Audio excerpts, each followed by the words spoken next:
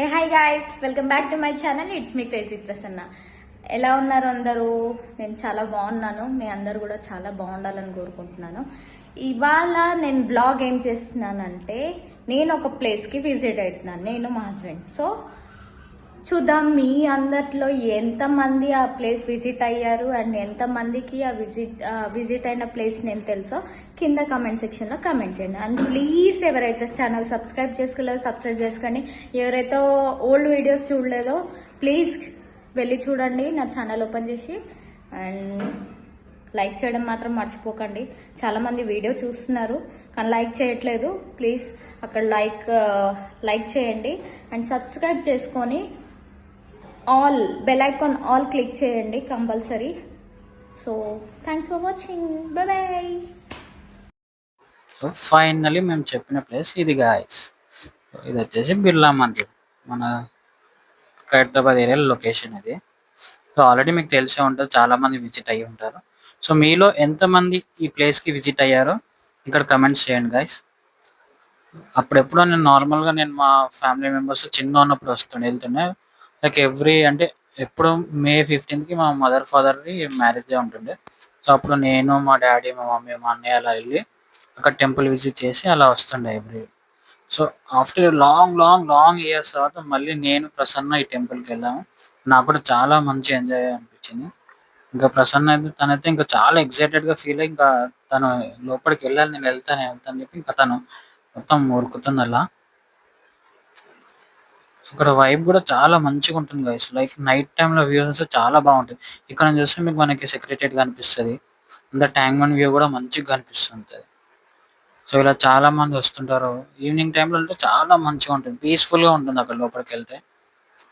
మీకు ఫ్యామిలీ మెంబర్స్తో కానీ, చిన్నపిల్లలతో కానీ, నార్మల్గా బ్యాచిలర్స్ కానీ ఎవరైనా సరే మంచిగా లైక్ ఒక ఒక వైబ్ అనేది మంచిగా ఉంటుంది అక్కడికి వెళ్తే. ఇలా మంచిగా చుట్టూరా గ్రీనరీ ఉంటుంది. అక్కడ అమ్మవారి విగ్రహం అది కూడా మనకు పాలరాయితో కట్టే ఉంటుంది. సో మీలో ఎంతమందికి ఈ టెంపుల్ ఎస్టాబ్లిష్ అయిందో ఇక్కడ కమెంట్స్లో చెప్పండి గైస్. అండ్ దట్టు ఇదంతా ఎవరు కట్టించారో అది కూడా మీకు తెలిసి ఉంటే వాళ్ళ పేరు ఇక్కడ మెన్షన్ చేయండి.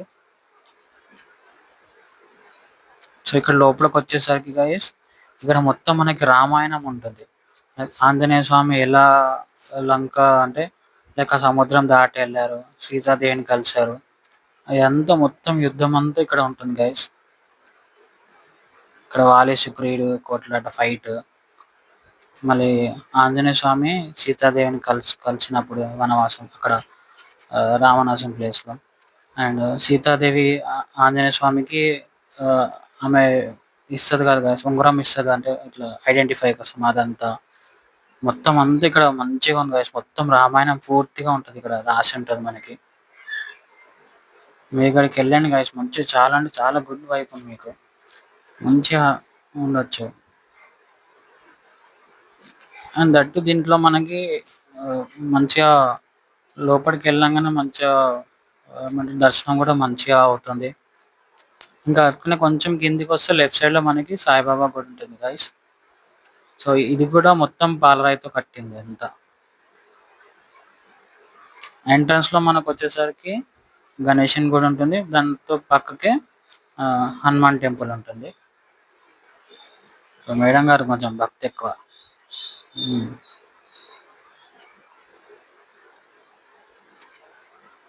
సో ఇలా సాయిబాబా దర్శనం చేసుకొని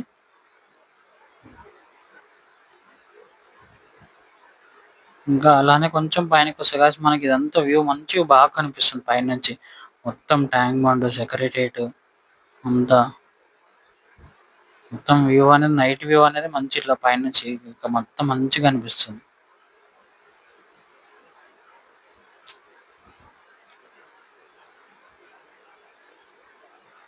సో ఇక్కడేమో కింద ఉన్న ప్లేస్లో అప్పుడు కూర్చొనిస్తుండే కాదు, ఇప్పుడు కూర్చొనిస్తలేదు. సో ఫైనల్గా మేము అంతా అయిపోయాక కొన్ని పిక్స్ ఇలా తీసుకున్నాం అక్కడ.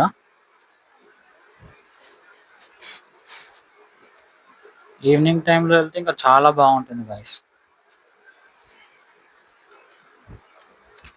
సో ఇది మా చిన్న మినీ వ్లాగ్ గాయస్.